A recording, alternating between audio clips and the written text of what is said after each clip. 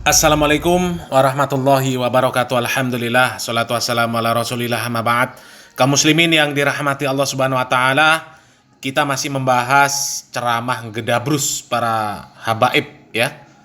Dan kali ini ada Habib yang mengatakan bahwa kalau ada orang yang tidak percaya sama para habaib, hukumnya apa?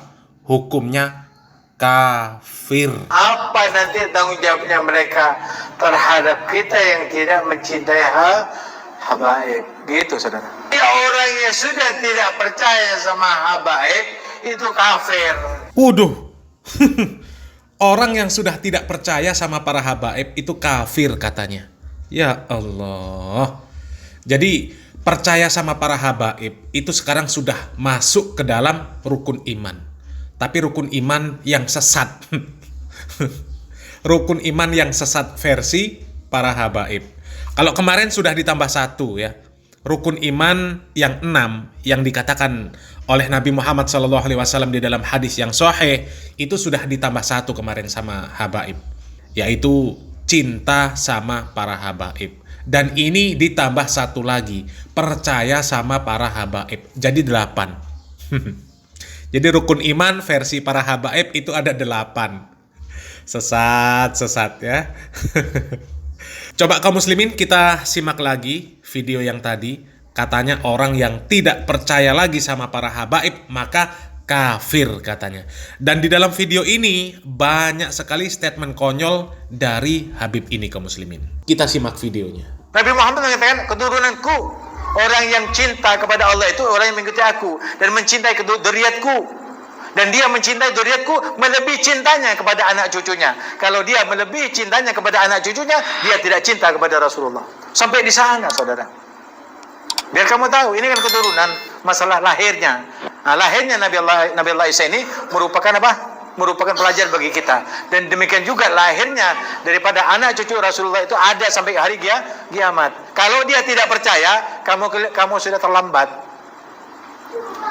Dulu Nabi Muhammad dikatakan abtar. Inna syani'aka wal abtar. Nah, perhatikan kaum muslimin. Di sini dia membawakan ayat ketiga dari surat Al-Kautsar yang dia maknai bahwa ayat ini menjadi peringatan bagi yang benci sama para habaib. Padahal kalau kita baca tafsir para ulama, yang dimaksud benci kepada Nabi di sini adalah benci kepada sosok Nabi dan syariat yang dibawa oleh Nabi Muhammad SAW. Inna syani'aka huwal abtar. Ayat ini turun kata para ulama salah satunya dengan sebab karena ada orang kafir yang bernama Al-As ibnu Wa'il yang kalau disebut nama Nabi Muhammad SAW dia mengejek bahwa Nabi adalah orang yang terputus nasabnya sebab tidak memiliki anak laki-laki sebagai penerus nasab. Tapi Allah bantah dengan ayat tersebut yang maknanya sesungguhnya orang-orang yang membenci kamu wahai Muhammad dialah orang yang terputus. Dan makna sebenarnya adalah seperti yang dikatakan para ulama di dalam kitab tafsir mereka. Sesungguhnya orang-orang yang membencimu wahai Muhammad dan benci kepada petunjuk, bukan kepada habaib keturunan, bukan. Ya. Benci kepada petunjuk, kepada kebenaran, kepada bukti yang jelas yang dibawa oleh Nabi Muhammad SAW, merekalah yang terputus. Jadi ini kaitannya kepada sosok Nabi secara khusus dan lebih ditekankan kepada syariat yang dibawa oleh Nabi Muhammad SAW. Nggak ada kaitan sama cinta sama habaib, nggak ada. Ini namanya penyelewengan makna Al-Quran. Nggak ada tafsiran para ulama yang membawa ayat ini kepada hukum cinta kepada para habaib, nggak ada. Apalagi sampai menjadi asbab kekafiran. Ini penyelewengan Al-Quran namanya. Dan tidak ada para ulama yang mengatakan bahwa nasab Nabi terputus itu nggak ada. Siapa yang ngomong nasab Nabi terputus? Nggak ada lagi keturunan. Nggak ada. Mereka ijma, para ulama ijma bahwa nanti ada orang yang disebut sebagai Imam Mahdi, dialah keturunan Nabi Muhammad SAW. Jadi terus ada sampai nanti hari kiamat, betul. Yang menjadi permasalahan para ulama sekarang itu bukan masalah ada atau tidak keturunan Nabi Muhammad SAW sekarang ini. Bukan itu masalahnya. Tapi masalahnya, benar apa tidak para habaib yang mengaku sebagai keturunan Nabi itu benar mereka keturunan Nabi Muhammad SAW? Kalau benar keturunan Nabi, kok malah banyak yang error, banyak yang menyelisihi bahkan menentang syariat Nabi Muhammad SAW sendiri? Itu masalahnya. Coba lihat tingkah-tingkah para habaib itu. Kalau ceramah dongeng, kalau ibadah banyak bid'ah, ya, sombongnya nggak ketulungan. Kalau merendahkan orang yang bukan dari kalangan habaib luar biasa, ya, merasa dirinya paling mulia. Pokoknya kalau sudah habaib dianggap harus dimuliakan, mau bodoh, mau gila, mau nakal dan sebagainya, ya. Coba, apakah seperti itu ajaran Nabi Muhammad SAW? Tidak seperti itu, ya. Coba kita lanjutkan lagi kaum muslimin. Orang yang benci kepadamu, benci kepada keturunanmu ya Rasul, terputus barakahnya, terputus keislamannya, terputus imannya. Kenapa? Karena dzurriyyat itu ada. Bahkan nanti akan turun Nabi Allah Isa dari langit bersamaan dengan Imam Mahdi. Imam Mahdi ini adalah keturunan daripada baginda Muhammad SAW dari Hasan, Imam Hasan.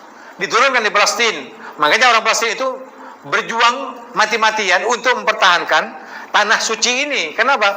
Karena ini akan dibangkitkan dzurriyyat Rasulullah SAW yang bernama Muhammad bin Abdullah dari keturunan Hasan. Jadi Imam Mahdi ini saudara, bukan imam yang karena sebab belajar. Bahkan Imam Mahdi ini orang yang tidak tahu menahu tentang dirinya sebagai imam di akhir zaman. Nah kaum muslimin, padahal orang ini faham bahwa Imam Mahdi pun ya nggak seperti mereka-mereka itu yang mengaku-ngaku sebagai keturunan Nabi. Coba dengar kata dia tadi. Imam Mahdi pun nanti nggak tahu menahu tentang dirinya kalau dia ini adalah seorang imam di akhir zaman.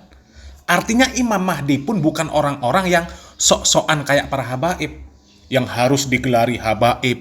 Kalau dipanggil nggak pakai nama Habib marah, nggak terima, ya.